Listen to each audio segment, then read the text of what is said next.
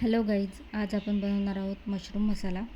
त्यासाठी मी मशरूम स्वच्छ धुवून घेतले आहेत आणि त्यानंतर असे छान कापून घ्यायचे आहेत. नंतर आपल्याला भाजीसाठी कढईमध्ये तेल गरम करायचं आहे. त्यामध्ये सगळे खडे मसाले टाकायचे, जिरं टाकायचे आणि 2 बारीक चिरलेले कांदे छानपैकी मस्त परतवून घ्यायचे आहेत. लाल तांबूस रंगाचे होईपर्यंत आपल्याला ते परतून घ्यायचे आहे तिथे. त्यानंतर आपल्याला त्यात टाकायची आहे लसूण अद्रक पेस्ट आणि 2 टोमॅटोंची प्युरी इथे मी टाकलेली आहे याच्यामध्ये आणि थोड्याशा मिरची उभ्या कट करून टाकलेल्या आहेत. त्यांना छान फ्राय होऊ द्यायचं.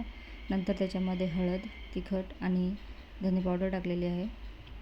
मसाला छान कोरडा झाला की त्याच्यामध्ये मशरूम टाकून द्यायचे आणि छान असं हलवून घेतल्यानंतर त्याच्यावरती झाकण ठेवून 5 मिनिटं शिजू द्यायचं आहे. त्यानंतर झाकण काढून घ्यायचं आणि एकीकडे पाणी गरम करायला ठेवायचं आणि थोडंसं गरम पाणी त्याच्यामध्ये ॲड करायचं. जेवढी ग्रेव्ही आपल्याला हवी आहे तेवढं गरम पाणी टाकायचं, मीठ टाकायचं चवीपुरतं आणि 10 मिनिटं झाकण ठेवून द्यायचं आणि मस्तपैकी कोथिंबीर टाकून भाजी सर्व करायची. थँक्यू.